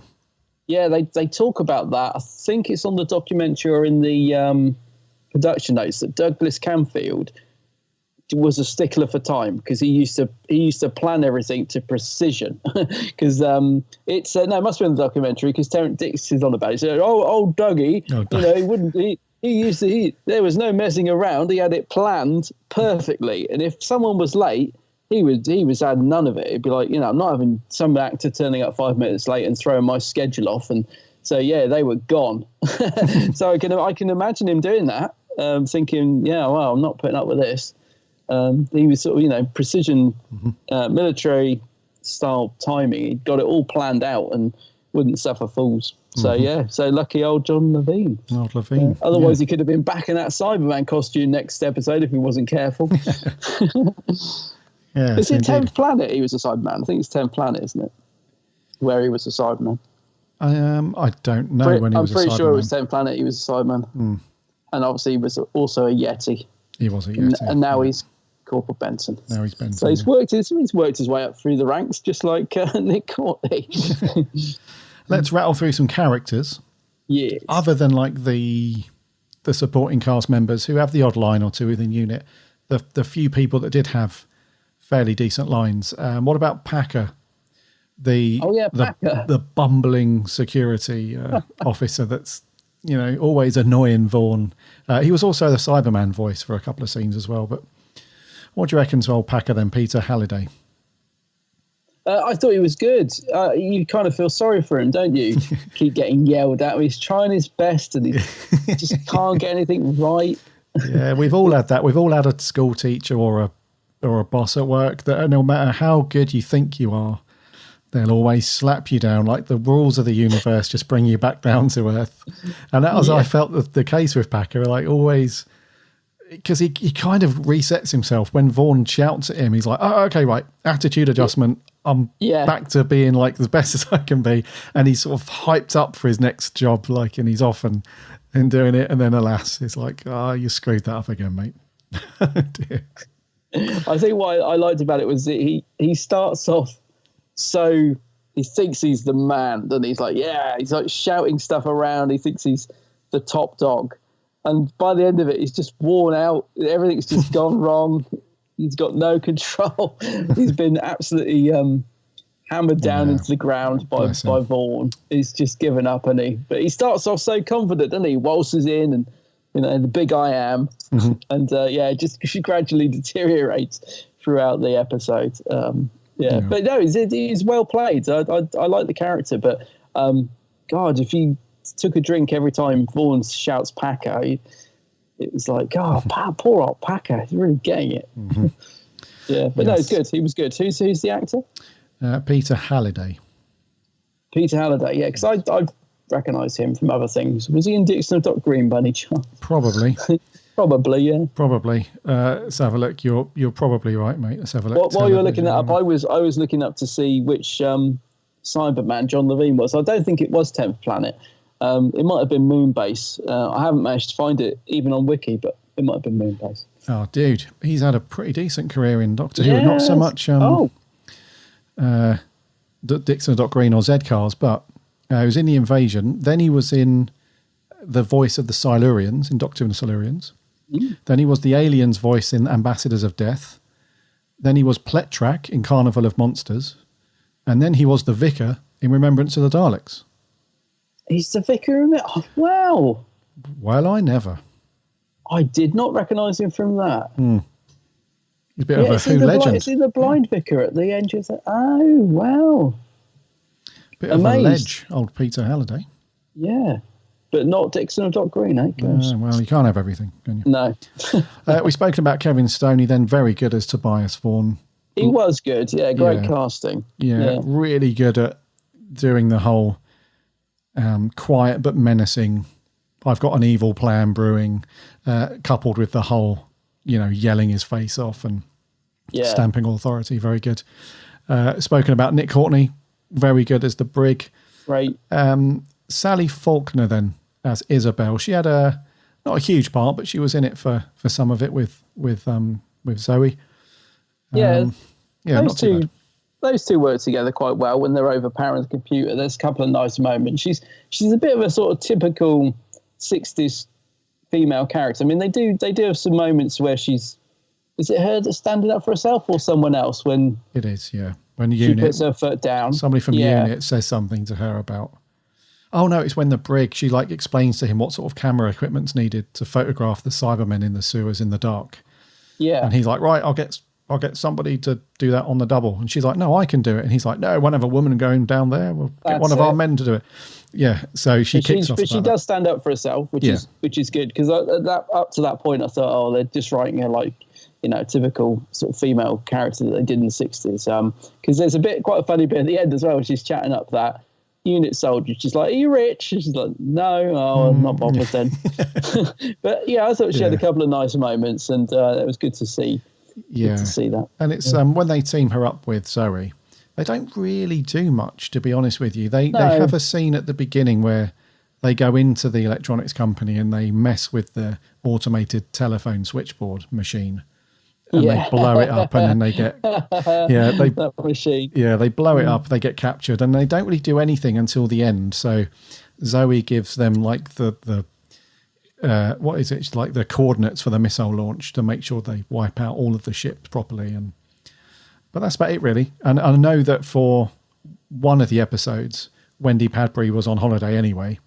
Yeah. So they bring her back towards the end. But yeah, quite a good little team up. And then Fraser Hines as Jamie.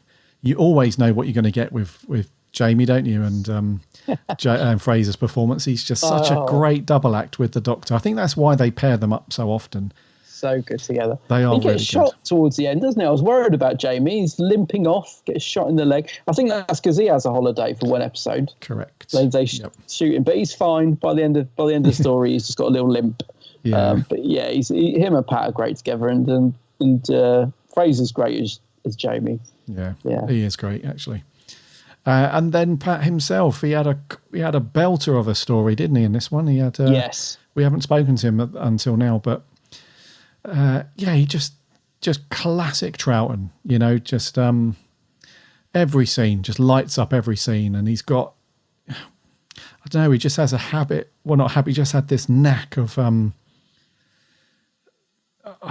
like playing like the really worried, concerned Doctor, but mixing it so well with those tiny little moments of humour that he just sort of injects in every now and then. And then there are some scenes where it's just completely over the top, but it still works. Like there's a bit where he's legging down the street and he's being shot at. And there's these explosions going off, but instead of coming across like genuinely scared that he might be shot, he's kind of leaping around like a cartoon character. He's like, whoa, whoa, and it's like, bloody hell. Like, so that part of it was weird because it was like completely over the top, almost like he was making a cartoon rather than a live action thing. But then you just think, well, that's the second Doctor. That's just... It's funny you say that. I hadn't really thought about it, but you're absolutely right. Something about Troughton just sells that, doesn't he? It's just, you're right. It's over the top, ridiculously comedic, and yet it's brilliant. Mm-hmm. And there's something about Troughton that makes that work. I hadn't thought about that, but I think, if you'd have had other actors doing it, so if Packer had done that, you'd have thought, he's ruined that scene. He's gone way over the top there. But he's hammed it up, He's hammed it up, but somehow Troughton, it suits him, and it's one of those scenes that you remember from this story, isn't it? You think of that scene, you think of the Cybermen at St. Paul's. It's just one of those classic moments. So, it is, but he's able to switch from serious to sort of joy and fun in a heartbeat, and Troughton's so good at that. He can look terrified one minute, like really worried that he doesn't know how to fix the situation, to his face just absolutely lighting up and seeing the brig. It's he switches emotions brilliantly, Pat. Yeah, he's got that amazing face, isn't he? Yeah, expressionate face. Yeah, Matt Smith does that very well as well. Yes, he does. Yeah, there's a reason why he's I wouldn't say compared, but there's a reason why a lot of people feel like there's a lot of similarity between Matt Smith's Doctor and Troughton's Doctor, because they both have that they can immediately switch between that kind of humorous, over the top, larking about to very serious, like, I don't know how we're going to solve this bit, but yeah. Yeah, I feel that because I love both those Doctors, and there definitely is. You're right. You're right to not use the word comparison, because they are totally their own Doctor. It doesn't feel like a sort of an impression or an imitation of the second Doctor. Matt's definitely his own Doctor, but there is that same sort of energy, I suppose, to for want of a better phrase. There's that same knack of just playing the serious and the comedic so well between the two actors that does make them comparable. But they, totally stand alone in their performance. Yeah. No, I agree, man. Yes.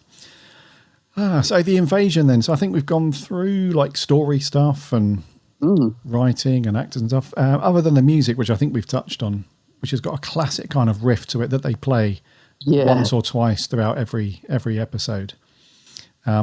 No other music really knocking around. They have like the odd little bit here and there, but it's mainly that theme, that riff, that it's almost like a cross between like an old Bond espionage thing mixed with like a Western twangy guitar, isn't it?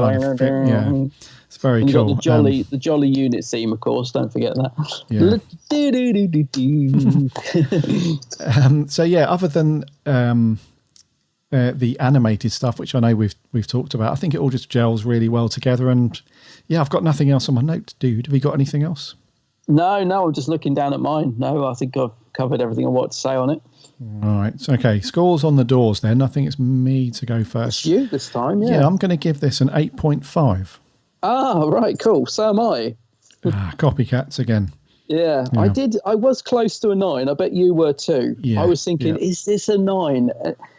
It's definitely up there. It's a great story. I suppose I'm only knocking off because I think I would like to see just a little bit more of the Cybermen, maybe a little bit earlier in the story. And it's a shame to be missing 2 episodes, but it is a classic.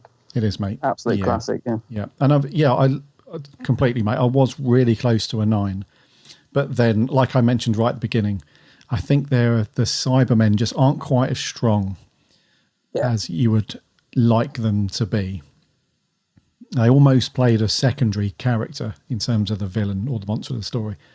But it is definitely a classic, really good classic Who. Very, very good watch. Highly recommended this one, bud. Yeah, and also just massively gone up on my list, as I said earlier in the review. I can't believe that I, up to this point, have not sort of appreciated this story more. It's not one I gravitate towards when I look on the old shelf. I don't sort of, because especially considering how much I like Troutman, I very rarely pick this one out.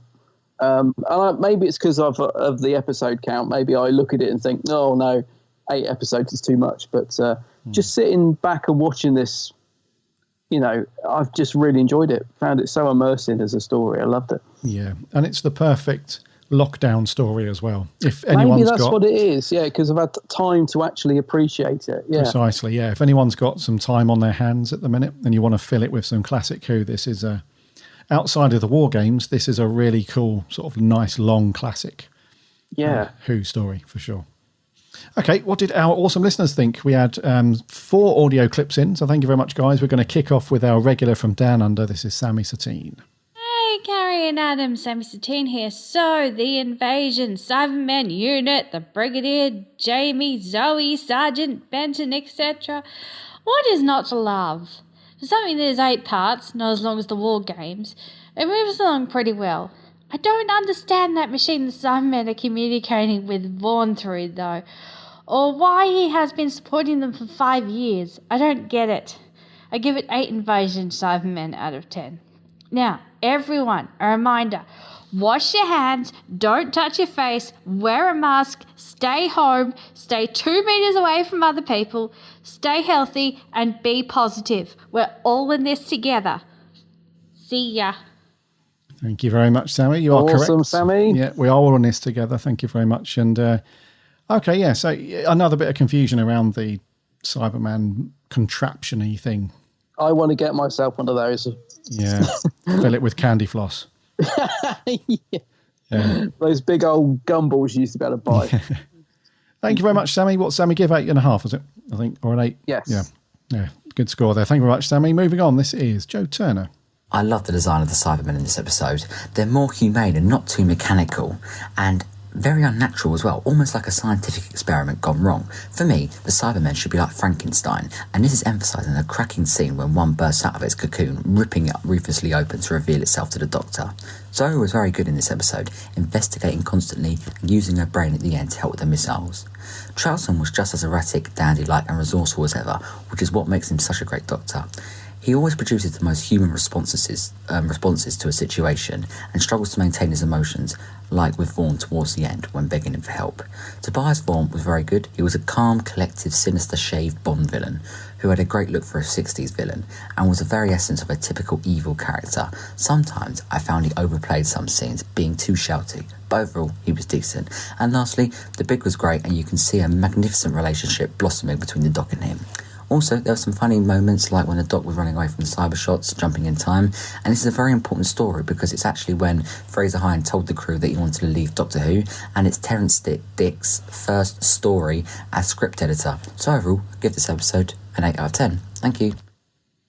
Another 8. Nice one, Joe. I didn't know that about Fraser. Yeah, so a good rundown there from Joe, and he gives it an 8. So I think the 8 is the average so far. Yes. That we're aiming for. But yeah, it was a nice one. A nice review there, Joe. Thank you very much. Moving on, this is TARDISNet 66. The Invasion is, in my opinion, one of the very best Cybermen stories. I think it takes what works about the Cybermen in previous stories and puts it to scale with an invasion. I like the idea of all these Cybermen lurking in the sewers. It's a really creepy and scary idea. And the scene and the cliffhanger where they come out of the sewers in front of St. Paul's Cathedral is a really iconic cliffhanger and scene that I really like. And it also has some other strong villains with Tobias Vaughn having a really creepy scare factor to him, but also having these violent bursts of anger, which are really good. And Packer is just lots of fun to watch. And I love all the scenes with the Doctor and Jamie and the Brigadier. They're a lot of fun together. And I think Zoe gets quite a bit to do in this story as well, out with using her intelligence to outwit the computer. I do think the story drags on too long and they could easily cut 2 episodes out of it, but I think it's really strong. Thank you very much. Yeah, it is a strong story, this one. And yeah, like we said, some of those scenes with Jamie and the Doctor are just really good. They could easily have cut it down to a 6, but thankfully it doesn't drag. I mean, there's no episode where I think, oh, they really could have lost that and no one would notice. There's no episode that I think is bad, but yeah, they could have easily condensed it to a 6. I agree. Yes, yeah. So no score there, but it is a strong episode, so we'll call that an 8 anyway. To continue the string of 8s. And lastly, this is Seb Lane. Hello, Gary and Adam. I hope you're well. So this week we're doing The Invasion, which, oh my god, it's just a brilliant story in my opinion. It may be 8 parts long, so it's quite a long watch. But I hope that you enjoyed it, because I just love this story. It's one of my dad's favourite stories of all time, and it's one of mine too, actually. The Cybermen are brilliant. This is the second proper story that we see Unit in. The Brigadier is just amazing. I think he's actually quite underrated with the second Doctor. The companions are good, and although that we don't see the Cybermen until, I think it's like halfway through the story or something like that, it still makes for a really intriguing story, and the plot is just brilliant, and the location work is actually very good in this story as well. So I just thoroughly enjoyed it, so I'm going to give it an 8 out of 10.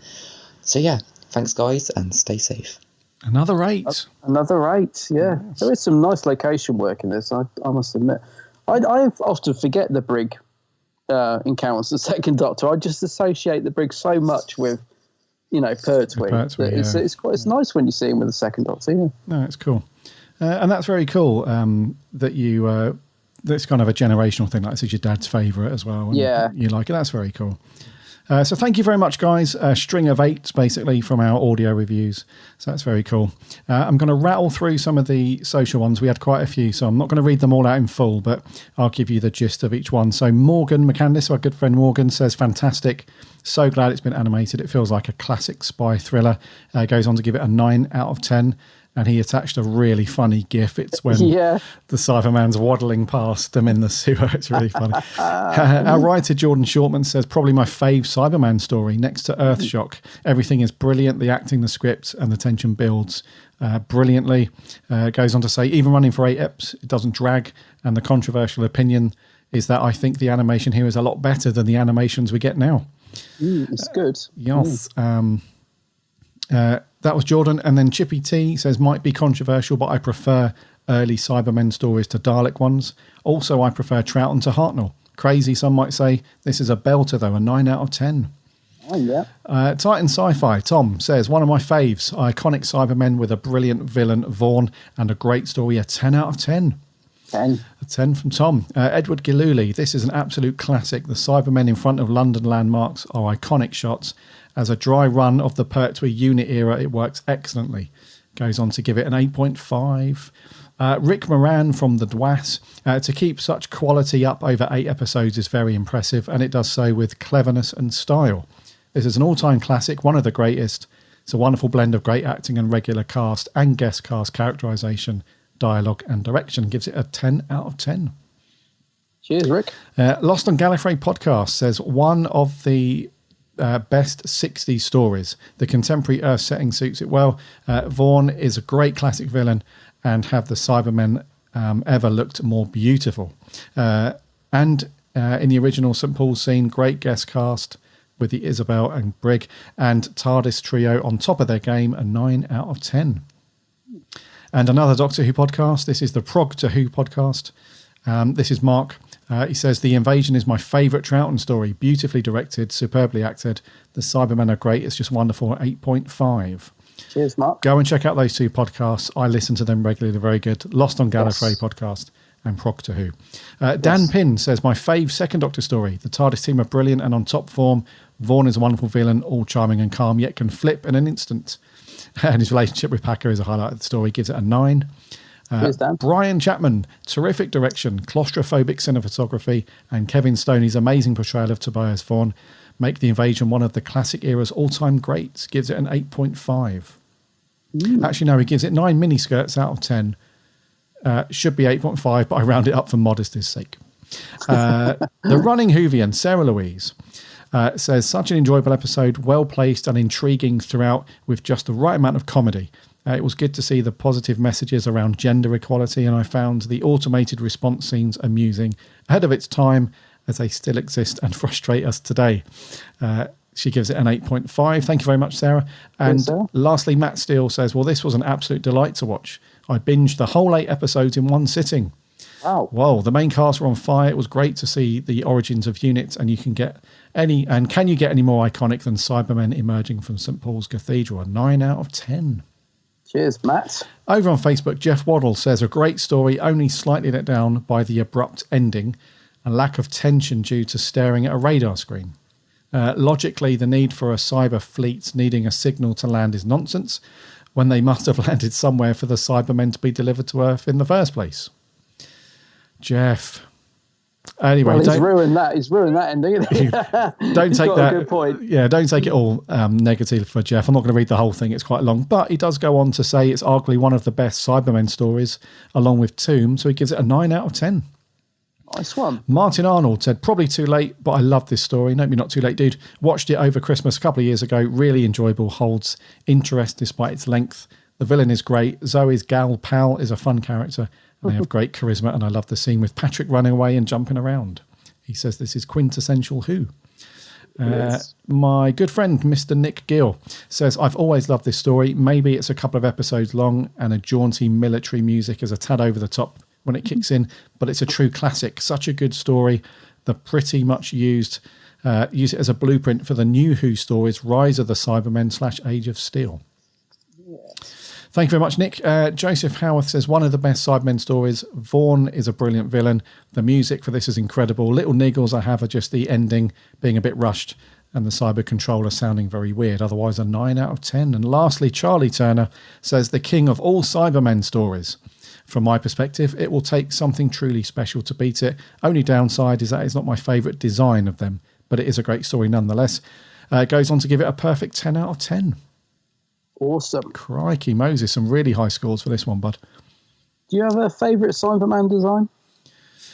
Yeah, the new ones that look like Iron Man. No, now I know you're just being ridiculous. No, do you know what? I think my favourite design is it might surprise you, is the Colin Baker Cyberman story. What, Attack? Attack of the Cybermen. Yeah, I think they've just got a really good mix of like classic Cyberman with just enough kind of modern touch to them. Yeah, I know you don't agree with that. What's your fave?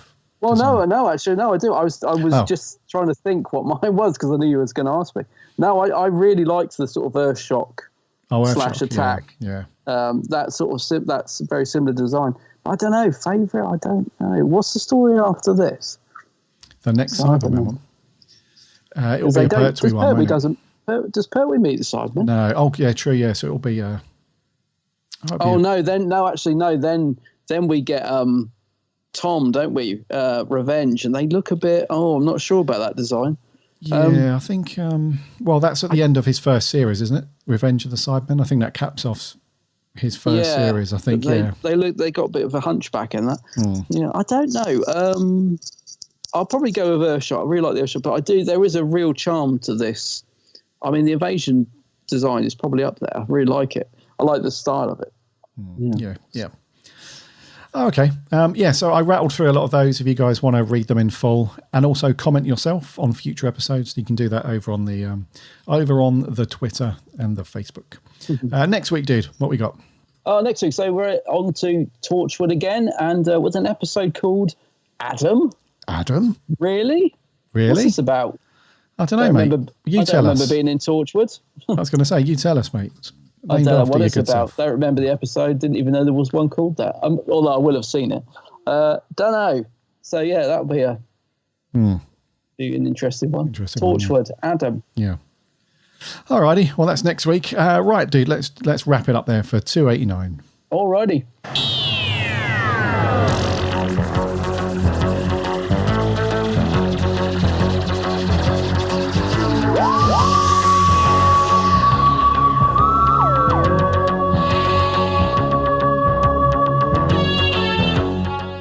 Thank you so much for coming back for another week and joining us for episode 289. Anyone that's jumped on recently, if you're new to the show, then welcome aboard. It's great to have you here. Anyone that's been with us for years, welcome back, the old grizzled ancients. It's good to have you all here for another week.